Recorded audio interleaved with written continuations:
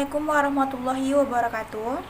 Nama saya Amanda Salsabila dari Tadris IPS 2 semester 2, NIM 0309192047, UIN Sumatera Utara.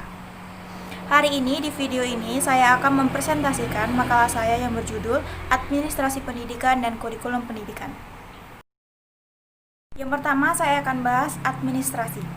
Administrasi berasal dari bahasa Latin yang terdiri dari kata ad dan ministrari. Kata ad dalam bahasa Latin mempunyai arti yang sama dengan kata to dalam bahasa Inggris yaitu ke atau kepada, dan ministrari mempunyai arti yang sama dalam bahasa Inggris yaitu to serve yang artinya melayani. Kata administrari mempunyai kata sifat yaitu administrativus dan kata benda yaitu administrario. Administrario dan administrativus dalam bahasa Inggris yaitu administrations. Jadi bisa ditarik kesimpulan, administrasi adalah ketatausahaan yang esensi kerjanya catat-mencatat dan surat menyurat dalam bidang tata usaha. Di samping itu ada beberapa ahli yang mendefinisikan kata administrasi. Berikut saya bacakan. Yang pertama dari Herbert A. Simon mengatakan, in his broadest sense, administration can be defined as the activities of group cooperation to accomplish common goals.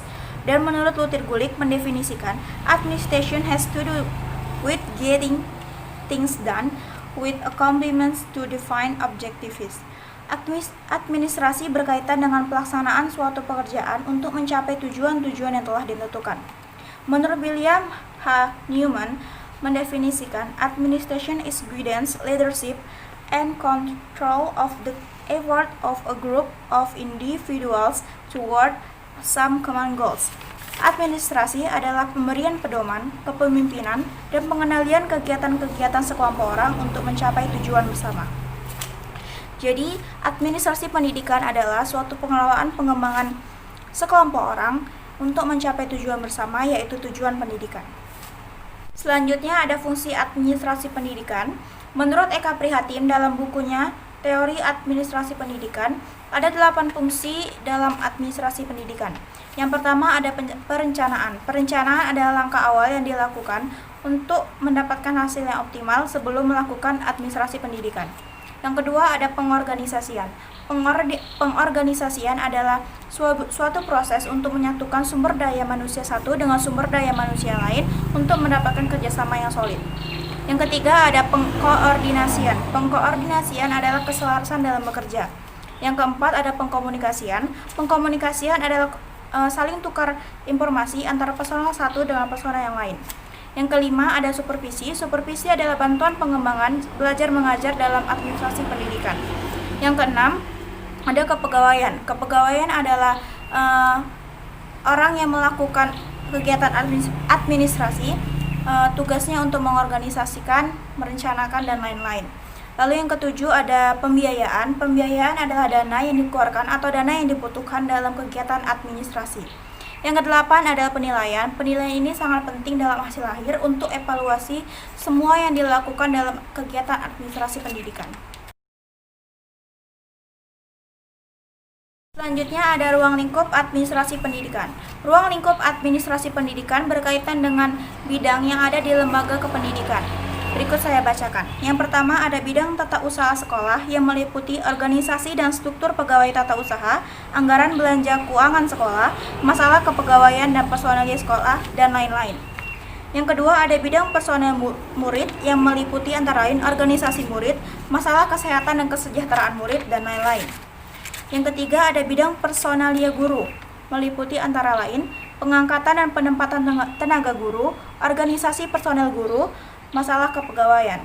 Yang keempat, bidang pengawasan atau supervisi yang meliputi antara lain mengusahakan dan mengembangkan kerjasama yang baik antara guru, murid, dan pegawai tata usaha. Mengusahakan dan membuat pedoman cara-cara menilai hasil-hasil pendidikan dan pengajaran. Yang kelima adalah bidang pelaksanaan dan pembinaan kurikulum yang meliputi berpedoman dan menerapkan apa yang tercantum dalam kurikulum sekolah yang bersangkutan dalam usaha mencapai dasar-dasar dan tujuan pendidikan pengajaran, dan melaksanakan organisasi kurikulum beserta metode-metodenya disesuaikan dengan pembaruan pendidikan dan lingkungan masyarakat. Selanjutnya landasan kerja administrasi pendidikan. Landasan kerja administrasi pendidikan ada dua, yaitu landasan ideal dan landasan operasional. Landasan ideal. Pelaksanaan administrasi pendidikan di suatu negara bergantung pada sistem yang dianut oleh suatu negara. Sistem pendidikan yang dianut oleh negara Indonesia adalah sistem pendidikan Pancasila, yaitu sistem pendidikan yang dilaksanakan berdasarkan pada Pancasila dan Undang-Undang Dasar 1945. Karena pada dasarnya administrasi pendidikan itu adalah subsistem dari sistem pendidikan secara luas, maka administrasi pendidikan Indonesia menggunakan asas ideal yaitu melalui Pancasila dan Undang-Undang Dasar. Asas-asas dari administrasi pendidikan ini termasuk di dalamnya sila-sila Pancasila dan Undang-Undang Dasar 1945. Lalu ada landasan operasional. Landasan operasional memiliki 5 prinsip. Yang pertama, prinsip fleksibilitas. Prinsip fleksibilitas adalah tolak ukur untuk mempertegas bahwa semua administrator tidak mempunyai kecemasan untuk fasilitas-fasilitas yang telah disediakan. Kedua, prinsip efisien dan efektivitas. Dengan prinsip efisien, penghematan waktu, biaya, dan tenaga akan mempengaruhi pada keseimbangan antara input dan output. Yang ketiga, ada prinsip berorientasi pada tujuan. Tujuan yang ditargetkan akan lebih mudah dicapai jika prinsip efisien dan efektivitas itu dijalankan dengan baik. Yang keempat, ada prinsip kontinuitas. Kontinuitas artinya berkesinambungan. Yang kelima, ada prinsip pendidikan seumur hidup. Dalam prinsip pendidikan seumur hidup ini berarti bahwa setiap manusia diharapkan untuk selalu berkembang, terus berkembang sepanjang hidupnya. Setelah saya jelaskan administrasi pendidikan dan sub-sub yang ada di dalam administrasi pendidikan dalam makalah saya ini, jadi saya akan lanjut dengan materi kurikulum pendidikan. Baik, kurikulum adalah suatu program pendidikan yang bersikap sebagai bahan ajar dan pengalaman belajar yang diprogramkan, direncanakan, dan dirancangkan secara sistematis atas dasar norma-norma yang berlaku, dijadikan sebagai pedoman dalam proses pembelajaran bagi tenaga pendidik dan peserta didik untuk mencapai tujuan pendidikan. Jadi kurikulum dapat juga didefinisikan sebagai suatu rencana tindakan atau dokumen tertulis untuk mencapai strategi, sasaran, dan tujuan yang diinginkan. Kurikulum berisi pengembangan individu, aspek etika, aspek estetika, pengembangan fisik, dan emosional. Yang kedua, pengembangan nalar dan investigasi, kecerdasan, dan latihan pengembangannya. Yang ketiga, kultur heritage dan nationality, budaya warisan, dan nilai-nilai kewarganegaraan. Yang terakhir, upah jiwa yang vital yang menyambung pada kesejahteraan ekonomi, sosial, politik, dan lapangan kerja. Yang kedua ada pengembangan kurikulum. Kecenderungan pengembangan kurikulum saat ini adalah meningkatkan sifat dan mutu pengalaman dalam belajar siswa untuk membantunya mencapai tujuan pengembangan dan pertumbuhan yang diinginkan. Oleh karena itu, pemilihan pengalaman belajar yang cocok dan dengan kebutuhan dan minat anak peserta didik, serta sesuai dengan perkembangan lingkungan masyarakat adalah menjadi tujuan utama di masa informasi ini. Jadi dalam hal ini, juru kunci utamanya adalah kepala sekolah dan wakil kepala sekolah dalam bidang kurikulum untuk mengembangkan program ini. Kalau guru sebagai posisi strategis untuk mengambil atau mencari pengalaman para siswanya. Karena program pendidikan ini merupakan pusat kegiatan yang penting, maka sumber daya dan upaya personil sekolah, baik staf atau semua yang ada di dalam sekolah atau lembaga pendidikan itu sangat berperan penting dalam proses pengembangan kurikulum ini. Prinsip pengembangan kurikulum. Prinsip pengembangan kurikulum ada 6. Yang pertama, mengubah sistem pendidikan. Mengubah sistem pendidikan ini hanya dilakukan oleh pusat pemerintah, yaitu Depdiknas. Yang kedua, mengubah kurikulum tingkat total. Kurikulumnya nyata, yang real, hanya terdapat di tempat guru dan murid berada, yakni di dalam kelas. Disinilah masalah kurikulum yang sesungguhnya berada. Dalam kelas, kurikulum menjadi hidup, bukan hanya secari kertas. Yang ketiga, ada memberikan pendidikan in service dan pengembangan staf. Kurikulum di sekolah akan mengalami pengembangan jika mutu guru ditingkatkan in service dianggap lebih formal.